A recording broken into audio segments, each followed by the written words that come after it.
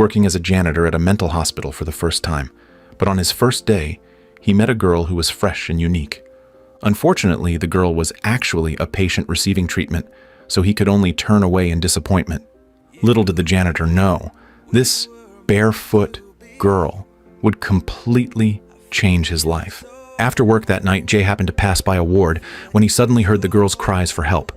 Without hesitation, he rushed into the room, only to see a male nurse attempting to violate the girl. Jay angrily charged forward and quickly subdued the nurse, but Daisy, overwhelmed with fear, kept apologizing. Mrs. Neilberry, go back to bed, please. It's time to get up. No, baby, it's time to sleep. It's time to sleep. Hey, be careful. After calming Daisy down, Jay hurriedly left the hospital, while Daisy remained immersed in the rare warmth she had just experienced, unable to snap out of it for a long time. Not long after Jay left, Daisy secretly followed him. I'm coming with you. What? You can't leave your patient. I don't like it here. Jay initially didn't want to bring along a burden, but after a brief conversation with Daisy, he realized that she didn't behave as oddly as most mental patients. So he asked her why she wasn't wearing shoes. They hurt my feet. Jay sighed inwardly, realizing he might have overthought things. He quickly urged Daisy to return to the hospital, but at that moment, Daisy suddenly started breathing heavily, looking extremely anxious. Jay, startled, hurried to comfort Daisy. After giving her some money for the trip home, he turned to leave. However, he had only walked a few steps before stopping. Looking at her face, filled with both expectation and helplessness, Jay felt his heart soften. He couldn't just leave her behind like this, so he decided to contact Daisy's family, only to be shocked to find that she had no relatives. Just as he was feeling stuck, a bold idea flashed through his mind. Wasn't this the perfect girlfriend? In fact, Jay had once been a typical playboy, and he also came from a prestigious family. However, because he spent all his time indulging in debauchery, his father, fed up with his reckless lifestyle, froze all his assets and kicked him out to experience the hardships of life. But Jay didn't change his ways. Instead, he racked up a huge amount of debt. When the debt collectors came knocking, not only did Jay refuse to reform, but he even fought them, which landed him in jail. As a result, he was assigned to work as a janitor at the mental hospital. Desperate to escape his predicament and pay off his debts, Jay decided to ask his father for help. Using his younger brother's wedding as an excuse, he requested to return home. However, his father set one condition. He had to bring a girlfriend. And now, the beautiful girl in front of him might just be the perfect person to take home and appease his demanding father. Although Daisy's mental state was a concern, Jay figured that as long as she spoke little, they might be able to pull it off. But to Jay's surprise, Daisy caused quite a bit of trouble on her first time flying. When she went to the restroom, she didn't know how to operate the toilet and accidentally locked herself inside. Later, while Jay was resting, she sneaked into first class and ate someone else's food. A flight attendant noticed Daisy's unusual behavior. What's wrong with her? Excuse me, there's nothing wrong with my girlfriend. Thank you. Meanwhile, Daisy was still basking in the rare feeling of being cared for. When she returned to her seat, she couldn't help but ask Jay about his gentle words earlier. Even though Jay's response was perfunctory, Daisy's pure heart was still filled with joy. Her mother had once told her that no one would ever accept a girlfriend like her. After a series of twists and turns, they finally arrived at their destination. Looking at the grand mansion before her, Daisy felt a wave of unease. Jay reassured her in a soft voice, telling her to just speak as little as possible. As they entered the house, Jay's mother greeted them with great enthusiasm, partly because her son had finally returned after a long time, and partly because it was the first time her future daughter-in-law had come to visit. However, the sight of Daisy's bare feet left his mother puzzled. Fortunately, Jay quickly and skillfully changed the subject, successfully diverting his mother's attention. Daisy, with her sweet and charming face, completely won over Jay's mother. Even his father took a liking to her, so much so that he didn't even notice her bare feet. As night fell, the family dinner officially began. Jay directly expressed his thoughts to his parents, lying that he held an important position at the hospital and needed an investment for a new project. However, his father saw through Jay's true intentions and bluntly pointed out that all he really wanted was money. Jay was left speechless, and the atmosphere became tense and awkward. At this critical moment, Daisy bravely stepped forward. He actually does have a plan, Jason. And it's a very good one. We just can't talk about it right now. You're a part of this? Yes. Well, then let's talk about it later. Yes, let's. Her words were like a gentle breeze, skillfully diffusing the impending conflict between Jay and his father. Jay couldn't help but be impressed by Daisy's wit. After dinner, Jay thoughtfully escorted Daisy back to her room, and at that moment, he took a fresh look at this special girl. At that moment, Jay realized that the girl before him radiated a light unlike any other, and this unique glow quietly planted a seed of emotion in Jay's heart. Soon after, Jay went to find his father. Although his father still had doubts about Jay's entrepreneurial path, Jay's eloquence eventually persuaded him. His father agreed to transfer the funds to Jay's account after Jay's brother's wedding concluded. However, early the next morning, Jay's mother hurriedly woke him up, telling him that Daisy was acting strangely. She was actually cleaning the bathroom. Jay quickly found Daisy, his confusion growing even stronger. He asked her why she was doing this.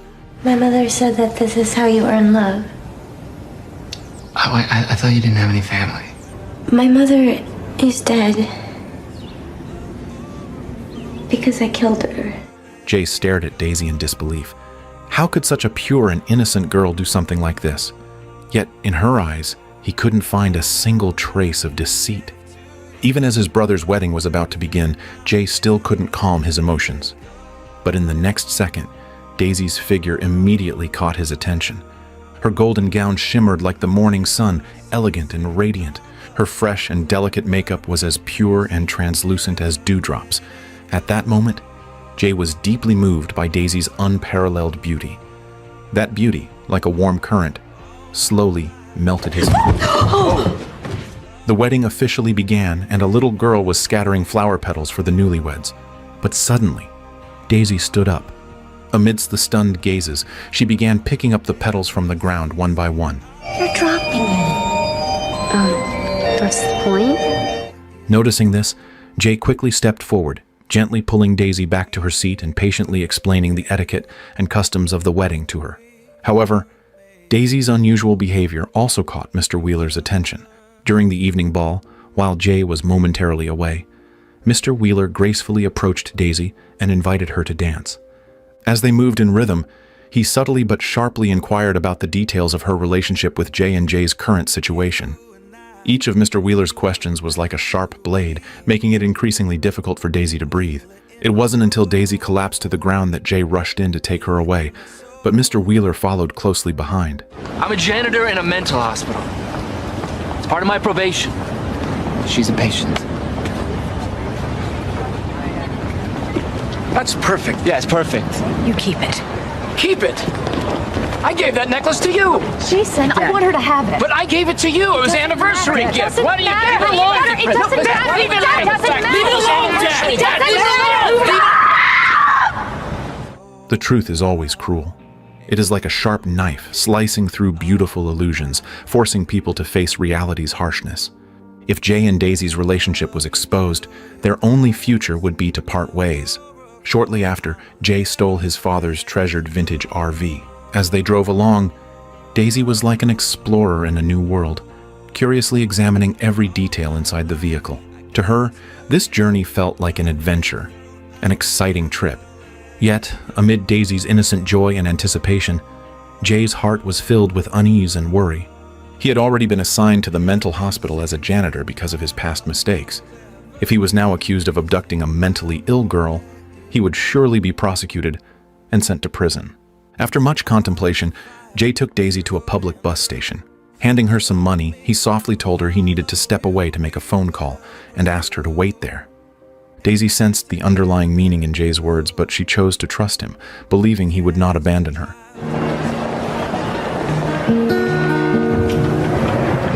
So Daisy waited quietly, her heart full of trust and expectation for Jay. And Jay chose to drive the RV away without looking back. Meanwhile, Daisy remained standing there, clutching the crumpled bills tightly in her hand. Even as curious glances surrounded her and the cold night wind bit at her bare feet, she continued to wait for Jay, all alone. When a staff member approached to ask about her situation, she still tried to force a small smile. Okay, I'll be right over there. If you need any help, let me know, okay? Meanwhile, Jay made a call to Dr. Bertelman, who was in charge of Daisy. Through Dr. Bertelman, Jay learned about Daisy's past. Her mother had locked her indoors since childhood, leaving her with minimal social and communication skills. "You need to bring her back before things get worse," Dr. Bertelman warned. After hanging up, Jay was overwhelmed with regret and guilt. Looking at Daisy's abandoned pair of shoes inside the car, he suddenly recalled her pure, innocent smile. As she glanced at the clock behind her, Daisy's heart sank in disappointment. It seemed Jay wasn't coming back. Barefoot, she walked across the cold tiles, choking back tears as she asked the front desk for help returning home. But just at that moment, No more phone calls? No. No more phone calls. the next day, the sun shone brightly. The sky was clear, and the world seemed to be bathed in warmth and hope. They were back on the road again, but this time, it was completely different. Jay had taken on the responsibility of being a true boyfriend. His eyes gleamed with determination. He was going to protect Daisy and their shared future. At rest stops, he held Daisy's hand tightly, afraid she might get lost. He spent the little money he had left letting Daisy buy whatever she wanted. However, news of a janitor abducting a mentally ill girl had spread like wildfire. Their whereabouts had already been tracked by the police. With the situation growing dire, they had no choice but to flee.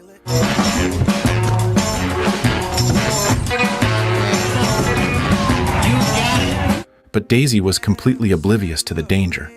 Seeing the police cars chasing behind them, she even smiled and waved at them. Finally, at a critical fork in the road, Jay made a sharp turn, successfully shaking off the police. As night fell, they finally found a secluded forest to use as a temporary shelter. However, just as Jay was lost in a sweet dream, Daisy suddenly woke him up. Jay was startled awake, immediately sitting up and rushing into the bathroom to hide. You make funny noises when you sleep.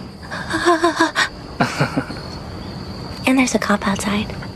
Meanwhile, Daisy calmly opened the RV door. Facing the officers who wanted to search the vehicle, she skillfully fabricated a lie, claiming her boyfriend had run into the woods. The officers believed her and hurriedly entered the woods to search. Seizing the opportunity, Daisy quietly removed the police car's keys and threw them far away. Because if you go to jail, we can't be together. Jay was utterly baffled by Daisy's actions. Daisy's words made warmth surge in Jay's heart. He couldn't help but question Dr. Bertelman's judgment. How could such a smart and lovable girl possibly be a mental patient? In the following days, they traveled leisurely during the day, carried by the breeze, and at night they lay in the RV, listening to the chirping of cicadas as they poured out their hearts to each other. As time passed, Daisy's love for Jay deepened, and she longed to be even closer to him. However, Jay only responded with a gentle smile, and in that smile lay tenderness and sincerity. If this had been before, he might have responded to Daisy's passion without hesitation, but now his feelings for her had transcended mere desire. They later arrived at a lively amusement park, where they slid down the slides, laughing freely as Daisy's excited screams echoed around them.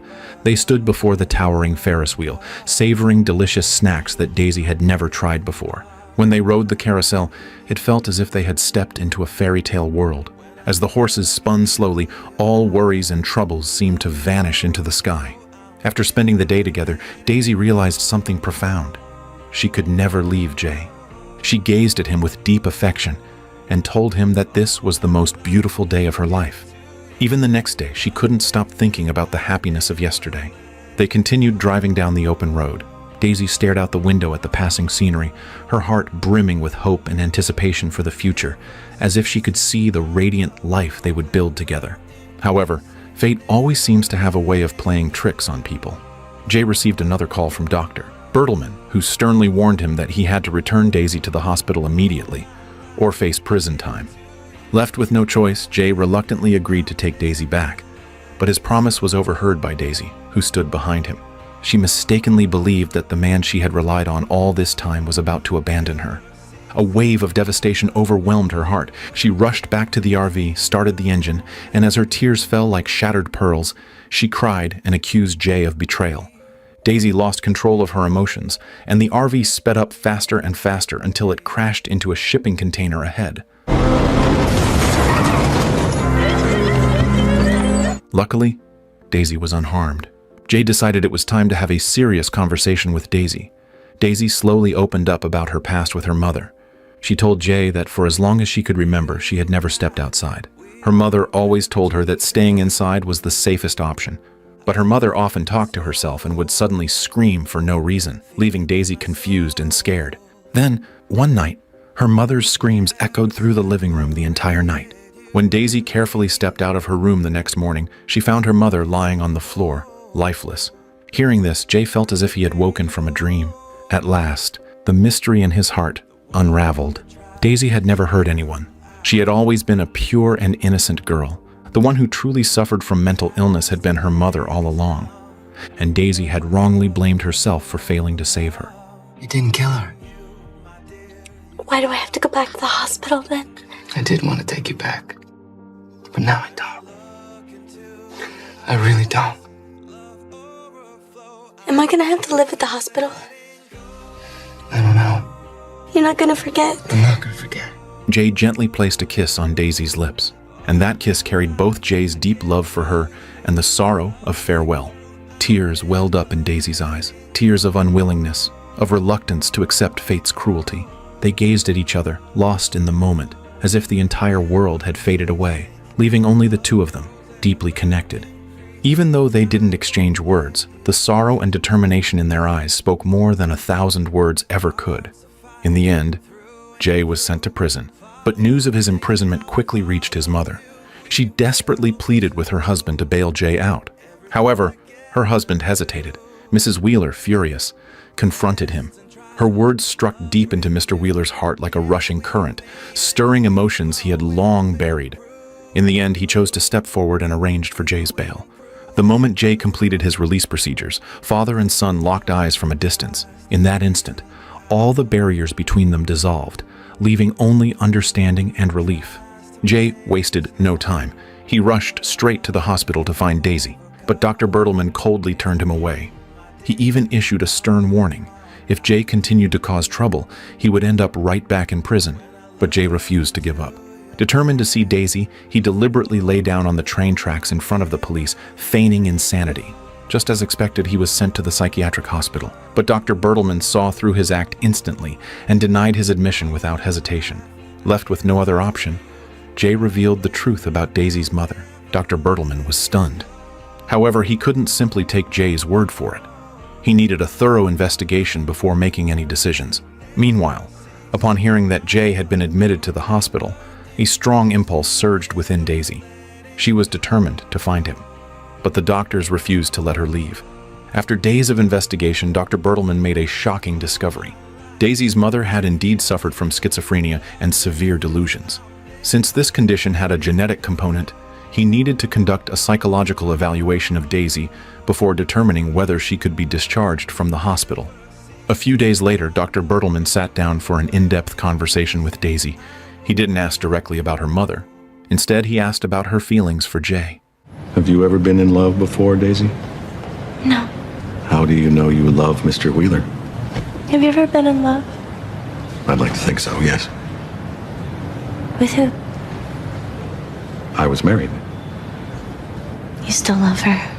When it happens, you know it's not anything else. Daisy's heartfelt words were like a key, unlocking the shackles in Dr. Bertelman's heart. He let go of his previous biases and looked at this beautiful, kind-hearted girl with fresh eyes. Like most people, I know I love him. But if you ask me where this love comes from, I may not be able to describe it in words. Because love transcends language. It takes root in the heart, quietly growing within. But my heart, my every fiber, tells me this is love. On the day of her discharge, Daisy wore the floral dress she had worn at the amusement park. In her hands, she held a bouquet of flowers. Barefoot, she stepped lightly out of the hospital ward. At the corner of the corridor, she finally saw the man she had longed for day and night. They could no longer contain their emotions. At the same time, they quickened their steps toward each other.